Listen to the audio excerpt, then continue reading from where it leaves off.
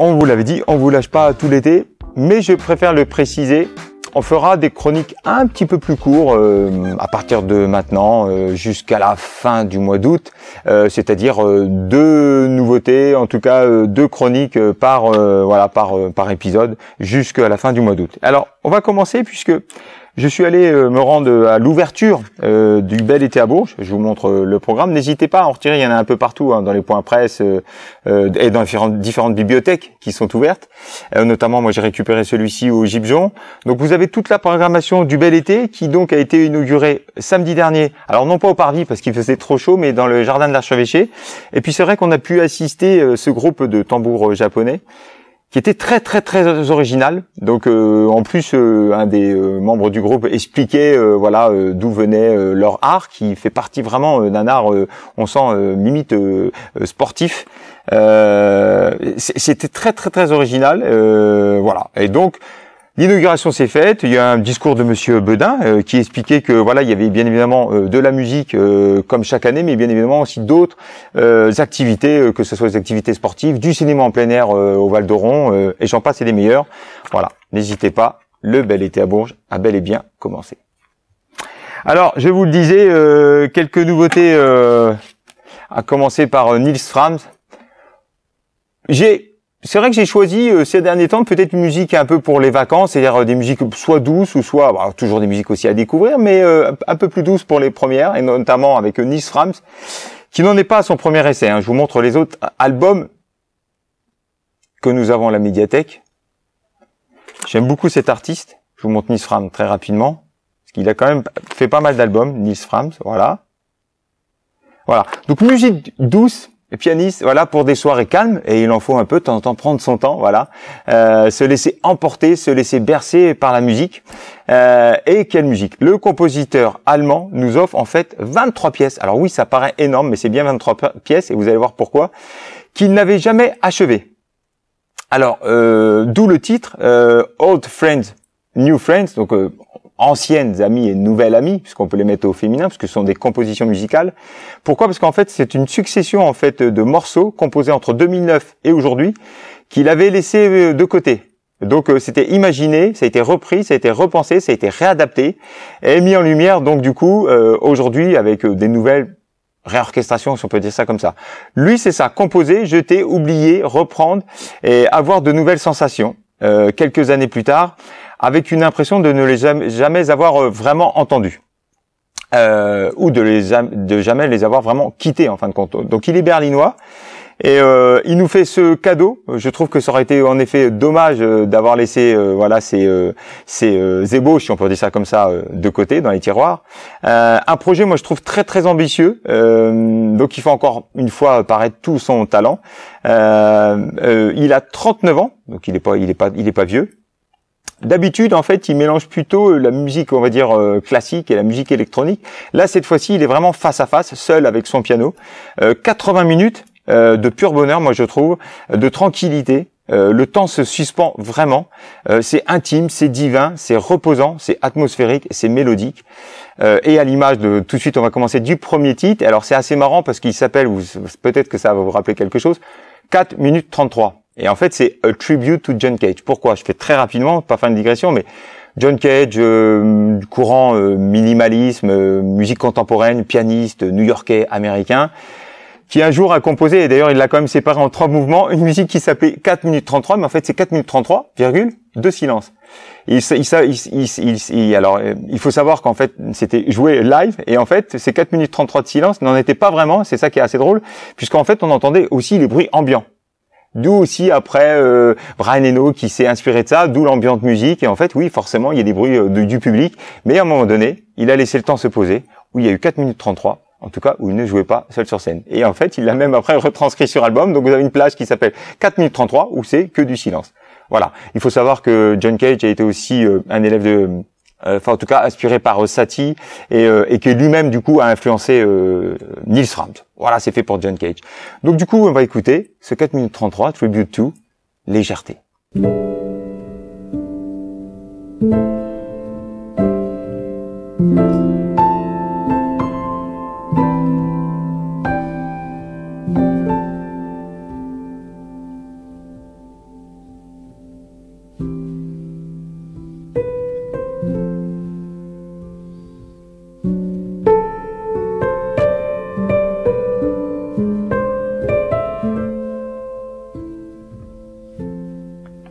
laisse le temps d'écouter. Alors oui, oui, c'est vrai, comme disait si bien David, on aurait pu vous faire le coup de ne pas écouter de musique pendant 4 minutes 33. Bon, après tout, pourquoi pas. Oui, je disais, disciple de Schoenberg, il était aussi John Cage, aussi plasticien, poète, enfin, c'était vraiment un artiste à part entière. Alors, on continue dans cette tranquillité avec Nils Frahm, Late, et on entend justement distinctement, en fait, les doigts se poser sur les touches du piano, un souffle derrière ces notes, même délicates.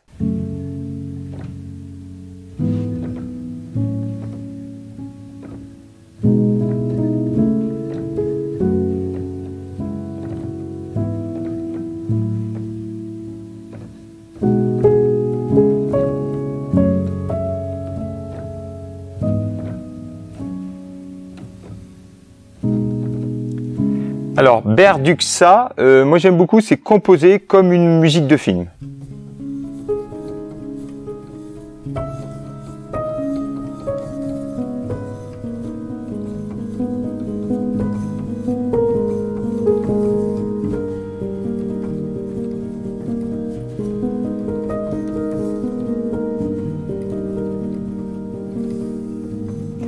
Alors, même la pluie est enregistrée, d'où le titre de celle qu'ici, Rain, Take.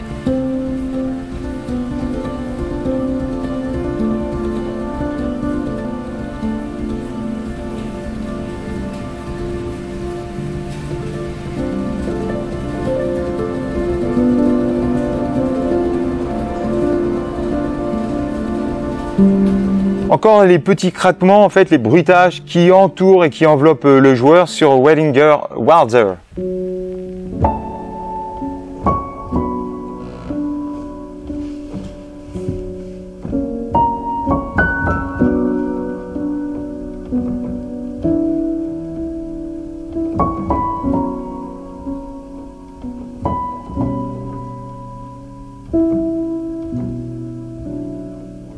Alors, la forme d'une comptine, All Numbers End.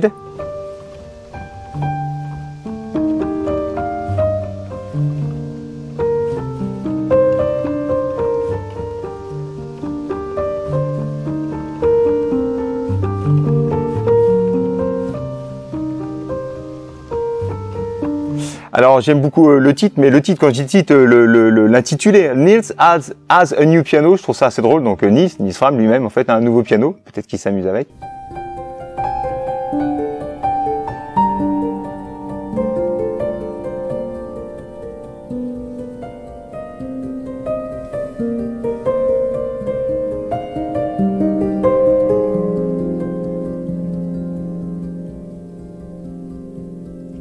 Alors voluptueux avec ces notes vraiment liées les unes aux autres, ce qu'on appelle le legato, mais sur un tempo allegro, donc assez vif, avec As a Reminder, où il alterne, oui, les mélodies, moi je trouve ascendantes et descendantes, vraiment vers les aigus, vers les graves.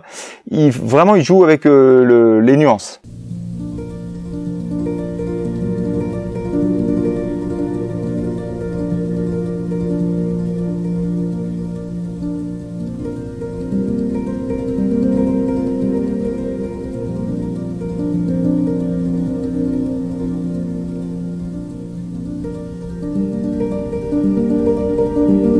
Donc on finit avec une petite ritournelle à la Ryuichi Sakamoto. J'ai choisi cet album puisque c'est pas le plus connu, mais il est encore tout jeune. Il faut savoir qu'il a aussi Ryuichi Sakamoto composé pour les musiques de films. Voilà, on le voit tout jeune avec son piano. Donc on finit avec celle-ci, Further in the Making.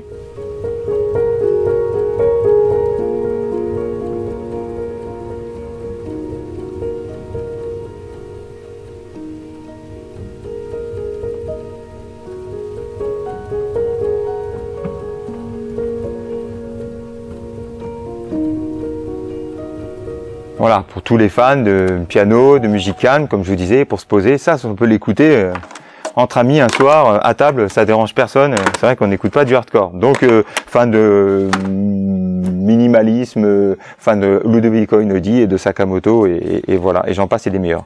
Alors, qui n'a rien à voir, mais je passe à Camille Basse-Basse, en fait, Basse-Basse, mais qui est donc normalement Camille Basse-Basse, dont nous avons aussi une pièce d'albums à la médiathèque, je vous les montre. Très intéressant les unes. Alors oui, ceux-là sont classés en chansons françaises, mais vous allez voir, ce que j'aime beaucoup chez Camille Basse-Basse, c'est véritablement son ouverture d'esprit. Voilà. Alors qui est Camille Basse-Basse à la base? Ah, celui-là, je l'ai pas fait exprès, je vous promets. Il est quand même membre fondateur d'un ancien groupe des années 80, le Cri de la Mouche, oui, qui était un groupe de rock alternatif. On le voit ici, tout jeune, avec sa coupe afro, là. Il a déjà beaucoup de cheveux à l'époque. Voilà. Donc, groupe phare, je vous disais, du rock alternatif. Il était donc déjà à l'époque claviériste, organiste, pianiste de ce groupe-là. Oui, c'est un fan de piano et surtout d'orgue et d'orgamon entre autres. Alors j'aime beaucoup, je vous disais, l'ouverture d'esprit de ce monsieur. Pourquoi?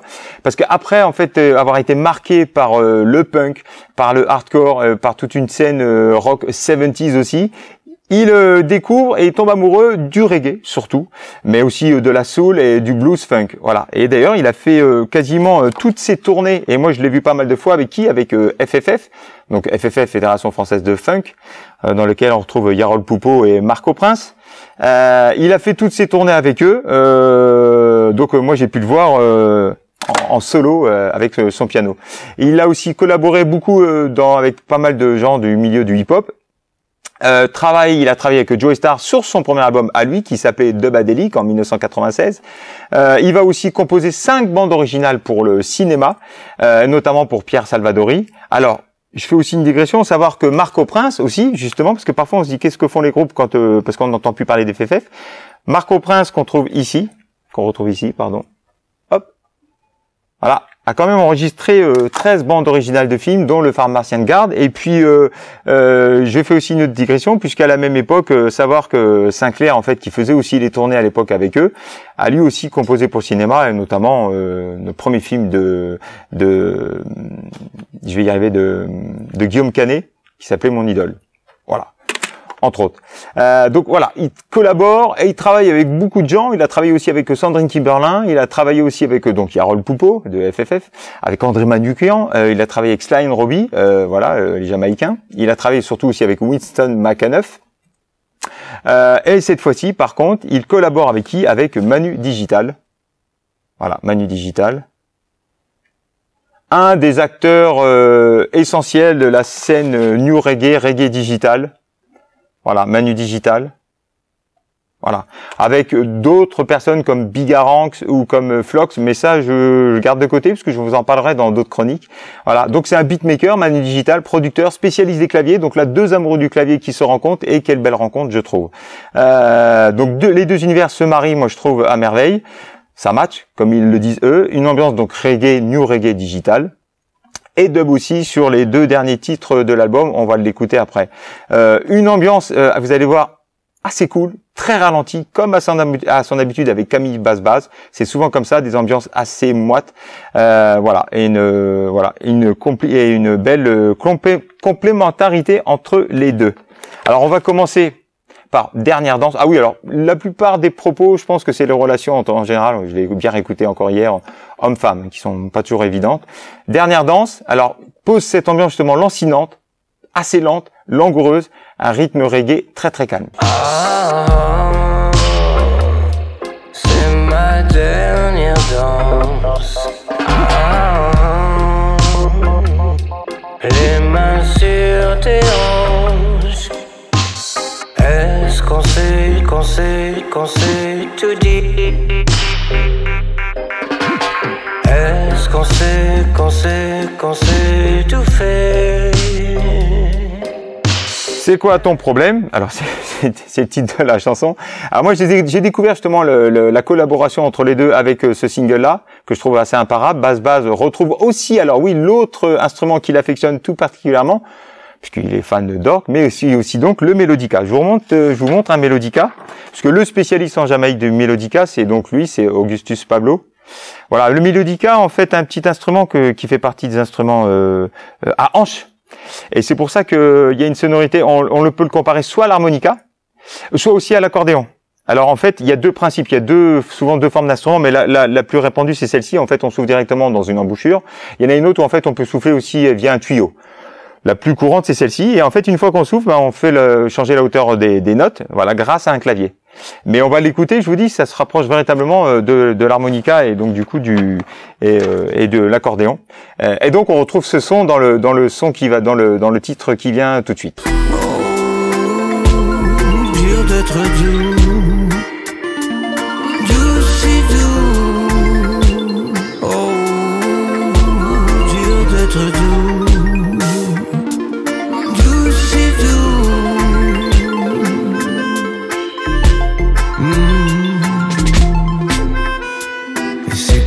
te gêne.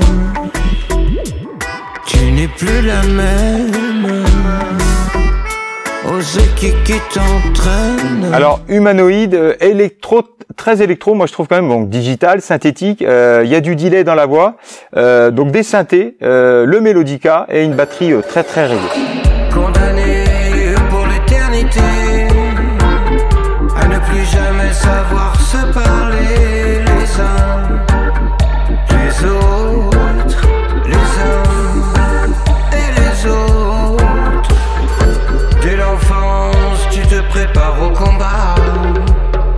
Pas de pitié, tu l'as appris déjà des âmes. Alors, tes lèvres, orgue, son orgue de prédilection, forcément, est toujours ce tempo très très lent, un gyro word, voilà, des effets sonores en tout genre.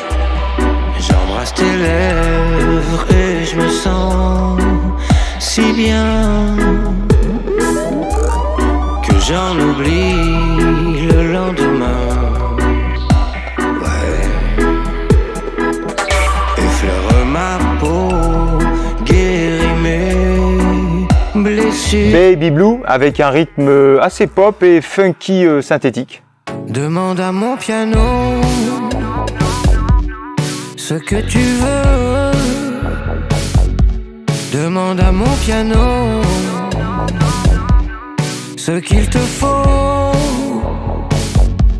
Demande à mon piano. Donc je vous le disais, hein, relation homme-femme, hein, première et dernière danse, hein, souvenez-vous, c'est quoi ton problème quand même, voilà, tes lèvres, voilà. Et celle-ci c'est en laisse.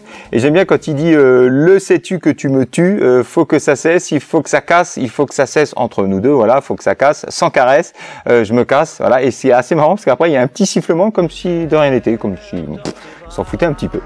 J'aime beaucoup. Le sais-tu que tu me tues. Faut que ça cesse, ou que ça casse. Faut que ça cesse, nous deux. Faut que ça cesse, oh, que ça casse, sans caresse. Je me trace. C'est pas la joie, donc un début je trouve un peu à la Moroder, Giorgio Moroder, voilà, avec des percus et ça repart, reggae digital.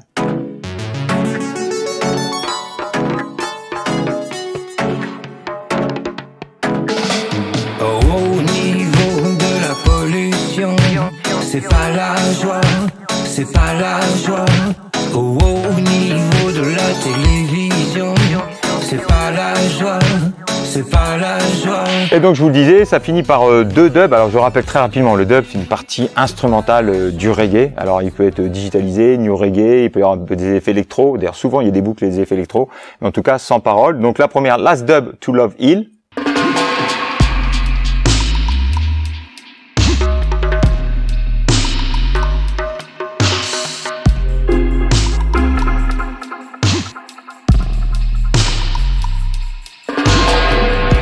Et donc, Lipstick Dub.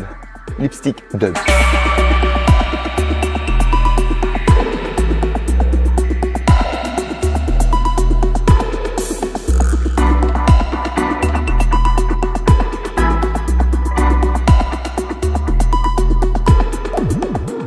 Voilà. Reggae calme pour les journées ensoleillées. C'est bien le cas en ce moment, hydratez-vous. Et alors, je reste dans cette couleur reggae avec ce groupe-là. Moi, j'aime beaucoup ce groupe, au nom un peu improbable, Boo Boos All Star.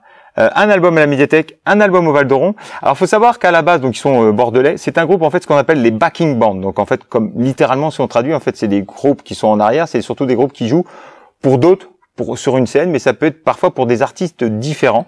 C'est souvent des groupes instrumentaux qui prêtent voilà leur génie et leur talent voilà pour d'autres chanteurs. Ils se sont fait découvrir justement en 2013 sur la scène du Boo Boos All Club justement à Bordeaux. Donc il faut savoir qu'aujourd'hui ils font leur voilà leur propre musique, mais qu'il y a une particularité, ils ont surtout créé leur propre studio d'enregistrement. Quand je dis leur propre musique, oui et non, parce qu'en fait eux sont spécialistes des reprises. C'est déjà été le cas en fait sur le premier album, avec Ben l'Oncle Soul, Ben Mazué, des choses assez improbables.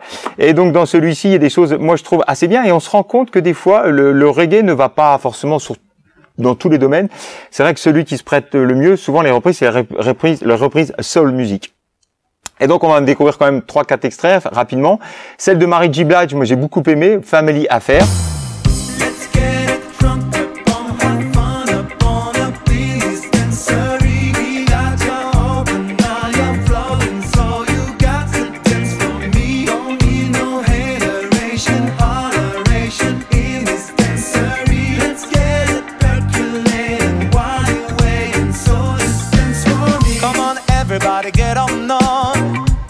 Voilà, réputés pour leurs covers, pour leurs reprises de standards. Une deuxième que j'ai moi aussi beaucoup aimé, mais il faut dire, j'aime déjà aussi à la base l'original, qui est donc X Factor. X Factor, c'est tiré de l'album, moi je trouve qui est génial, de Lauryn Hill, The Miseducation of Lauryn Hill. On écoute, je trouve que ça mate. No matter how I treat people, you always seem to let me know it ain't working, it ain't working. And when I try to walk away, you hurt yourself to make me stay. This is crazy. Donc toujours dans le registre de la soul music, en fait un album qui est assez récent, hein, Silk Sonic avec Bruno Mars et Anderson .Paak. Donc là on écoute une reprise de Leave the Door Open. What you doing? Where you at? You got plans? Don't say that. I'm sipping one in a row. I look too good to be alone. My house clean, my pool wall just share. Et donc une anecdote et une reprise assez drôle, puisque on avait vu un film, David et moi, que d'ailleurs qu'on vous conseille en fait, où c'est quelqu'un qui se filme depuis voilà, depuis qu'il est tout petit jusqu'à l'âge adulte, qui s'appelle Play. Et ça se passe donc forcément, c'est quelqu'un qui a à peu près notre âge on va dire aujourd'hui, mais forcément il a traversé les années 90. Et il faut savoir qu'en 1995 sort le gros tube Wonderworld, et on le retrouve à un moment donné à la fête de la musique, où ce tube est repris par à peu près tous les groupes les uns à côté des autres. Donc ça passe du punk au funk à façon chanson, et forcément il y a une reprise à un moment donné qui est une reprise reggae. Eh bien, ça le fait aussi, pourtant on n'aurait pas cru, mais le fameux Wonderworld d'Oasis, le gros tube de 1995, en reprise reggae, une autre version. Because maybe you're gonna be the one that saves me. And after all, you're my wonder. Oh yes, my wonder. And I said today was gonna be the day, but they never threw it. Voilà, pour cet été, n'hésitez pas, c'est très très frais. Voilà, moi je trouve que c'est dans l'air du temps. Et puis avant de se quitter, puisqu'il est tellement réservé, moi-même, voilà, il a fallu que j'attende 5 réservations. Je crois qu'il y en a 5 ou 6 après moi. Je m'étais mis sur la liste d'attente, donc je veux juste vous dire que j'ai trouvé ça très très intéressant. Connemara, oui, comme le titre de Michel Sardou, puisqu'il en est question, mais à quelques reprises dans le livre. Pourquoi? Parce qu'en fait, c'est une histoire de génération. C'est-à-dire, c'est un couple, Hélène, elle qui a tout réussi dans la vie, en tout cas au niveau de son métier, qui a eu donc à un moment donné connu donc un jeune homme qui lui est hockeyeur, beau garçon à l'époque, qui l'est un petit peu moins aujourd'hui, où ils ont tous les deux 40 ans à l'heure actuelle. Et ils vont avoir une nouvelle rencontre. Donc en fait, c'est une histoire entre le passé et le présent. Une histoire, moi je trouve presque commune, que tout le monde pourrait connaître. C'est-à-dire tous autant qu'on est. C'est surtout une histoire de deux mondes que tout oppose, en fait deux on va dire classes sociales, et ça je trouve ça très intéressant, qui vont donc se rencontrer. Il faut savoir que oui, pardon quand même, celui qui publie, donc Nicolas Mathieu, a été pris concours en 2018 avec donc leurs enfants après eux. N'hésitez pas, moi je trouve que voilà, c'est très très bien écrit, et surtout je le rends parce que c'est réservé derrière, donc c'est pour ça que je voulais vous en parler avant. Et donc je vous le disais, hein, 2 chroniques par 2 chroniques pendant tout l'été, donc on se retrouve très très vite donc la semaine prochaine, et je vous souhaite de très bonnes vacances ensoleillées. Bye bye, quitte avec le master. Kiss.